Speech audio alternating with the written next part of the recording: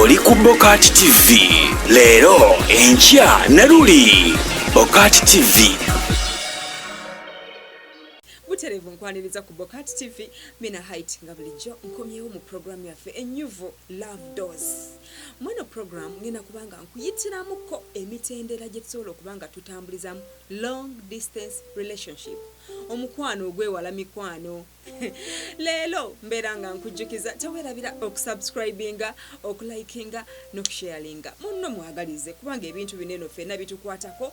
Tobeera mukodo, munno mwanirize, omugambe munnaye ku BOCAT kuliko ebyakabi bye twetaaga. So mu programu yaffe ya Love Doors, leero njagala nkuyisizeemuko butawe tugenda okukuuma omukwano gwaffe ogwewala. Point number 1. Communication oba empuliziganya. Mukwano ali eyo owuliziganya n'omwagalwawo oba mwabivaako nga gwe waba takubidde tokuba. Kiri kiti eyo bannange, omukyala ali Dubai, omwami ali Uganda, naye buli omu akola bibye mwasigaza kuweerera abaana, waba kuweereza ssente ng'omukubira, waba takubidde buli omu ali kubibye. Ekyo kifu bannange, mwetereeze, abaami n'abakyala mwetereeze. Ffe wano tuliwo kutereeza nsonga za mikwano. Point ya communication nnene. Abakyala tulina ebibiina byaffe bino bye tugendamu olumu ng'abaami tebabimanyi. Tekitegeeza nti omwami waba taliiwo tomukubira ssimu kumubuulira mu kibiina gy'olaga. Kikukakatako omugamba kitwale nti waali. Kubanga taliiwo tekitegeeza nti twomugambe. Bannange mukubireko mugambe tulina ekibiina nja kubanga siiwo lunaku bwetu ne bweruti. Akitegeere naye olumu ogenze out tomugambye weewana mu mikwano gyeyo. Nze omusajja wange taliiwo nemba simukubidde simu. It's okay, I'm free to do anything. Mukwano ojja genda out. Eyo mu outing gy'ogenze mu kibaala yojjo sanga amumanyi. Amukubire simu amugamba wa ndabyeko wano ku Minah. Tuli wano no ne Minah munnaye mulabyeko. Ogenda kuswala. Omukwano gugenda kukendera omwami gwabadde alina gy'oli kubanga ogenda kuba obitaddemu obuyaaye ng'omulimbye nti olika ate ng'oli mu kibaala oli ntinda. Oli eyo weeyagala oli mu koko. Weeyagala muli eyo mudigidda mukyakala. Omwami taliiwo nze ndi free nkola buli kyenjagadde sigambwako. Mukwano nedda kakkana omwami omubuulire tekina kye kikujjako. Naawe omwami ali eyo buli kyogenda okukola omukyala abeera ng'omutegeezaako. Mwatu kijja muzzaamu amaanyi addemu essuubi yeeyagale mu banne agambe nti omwami wange yadde taliiwo manyi kyaliko. Muwuliza ambuulira ekigenda mu maaso. Tajja kweraliikirira omukyala, ajja kubanga akwagala bulungi nnyo kubanga ojja kuba omuwadde obwesige, like omuwadde kyayeetaaga. Communication tukikuume nga ffenna tukirimu. Bintu bingi ebibeerawo nno by the way mu communication muno bwe muba nga temugitaddeewo. Let's say omwami olina gy'oli, omukyala tomubuulidde, aba ali awo akulaba mu mawulire ate wamugambye oli walala nnyo. You know, omuntu agenda kutandika okubuusabuusa ne bw'onaamugamba ki ate okutereeza ensonga eyo kigenda kutwalira obudde. Sinakindi n'omukyala obutadda nga yeeraliikiridde agambe nno omuntu ono waayogeredde bw'ati nga siri naye, kitegeeza byakola bingi. So twetereeze tuteekewo communication mu mukwano gwaffe guno gusobole okubanga weeguli tunyweze omukwano. Point number 2.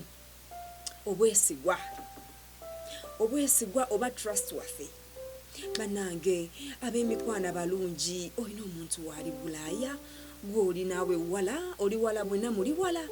Gezaako kubeera ng'omuntu oyo omuzzaamu aleme kweraliikirira. Beera nga munno omulaga ekituufu ky'oliko, tomulimba. Mubuulire bannange amazima gano tegeekweka. Ojja kulimba omuntu ate gwe mwennyini weekuba ejjeeke muba mwogera olwo oluusi ku ssimu.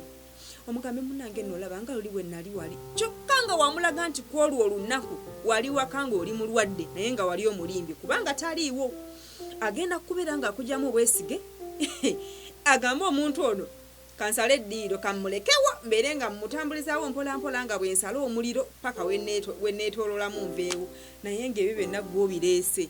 Obwesigwa kintu kikulu nnyo. Munno waba akutaddemu obwesigwa nga tali naawe, kuuma ekigambo kyo nga naye bwakwesize nga taliiwo, naawe mwesige. Libeere ebbanja eri mmwe mwembi abantu ababiri. Bannange ebintu bino tubitambuliramu bya bulijjo kubanga kati ennaku zino abantu emirimu gyafuuka gya safaari. Newe muba mwenna muli mu ggwanga lyerimu ojja kwesanga ng'omu ali wala n'omulala ng'ali wala nga mulwawo okweraba. naye omukwano ogwo okugubeezaawo mwenna kibakakatako mwenna mubeerenga muli ku mirimu naye ng'okimanyi omuntu wange nno gyali funa obudde bwe bucreatingewo togamba mbu oli bize buli kaseera tojja kusobola kukola kino because you are very busy at office. Obudde olina obufuna. Omuntu obudde gw'oyagala obubwe tebubula. Bufune muwulize beera ng'omukyekingako mu letting it know buli kimu ky'obeera okola abeerenga mugumu nga yeeyagala. Point number 3, don't get tired.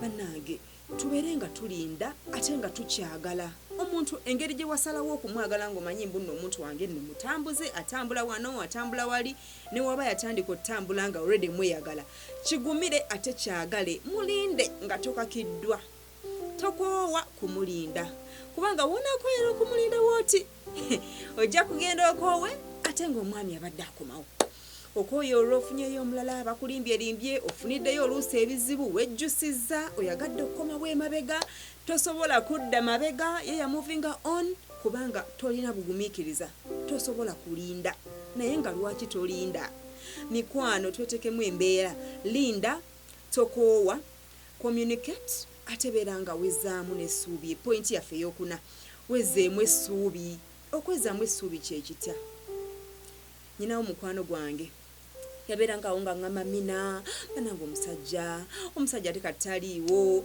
banange oba kati yafunayo omulala kati maze ennaku 2 simuwuliza naye nga tonnaba kupaapaala kubeera nga weebuuza oba yafunyeyo omulala tolowooleza nnyo mu bintu biri negative wezeemu amaanyi omwami kyatakugambye lwaki okirowooza lwaki okuba obufaananyi ate n'obwolezaawo n'ogamba nedda leero yafunyeyo omulala kati alayika yankooye mukubira nnyo amasimu takyagala kwata amasimu gange mukubira biki message taziddamu bannange mikwano twezeemu amaanyi tokoowa kubeera nga omuntu omulinda naye nga wezzaamu n'amaanyi munno beera ng'owuliriza kyakugambye ate okikkirize towakanya kyakugambye kyekyo takulimbye naye byokubeerawo gwe n'ogamba kati ku luno bannaye kambiveeko nze siddamu mukubira simu atakwata ku guno omulundi nze nga mbivaako lumunyina mukwano gwange era yaswala yagamba wabula bwe ziweera ennaku 3 nga mukubira nga takwata siddamu mukubira simu zange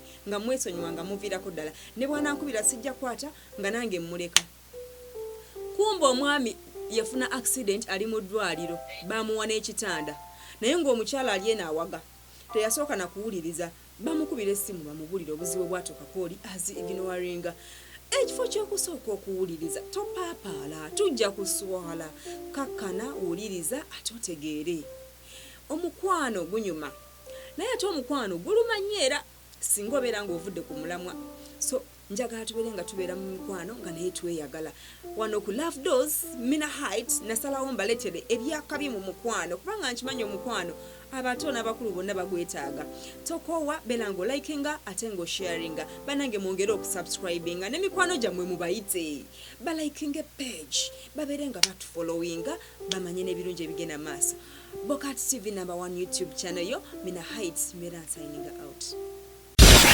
Oli ku BOCAT TV leero enkya na luli BOCAT TV.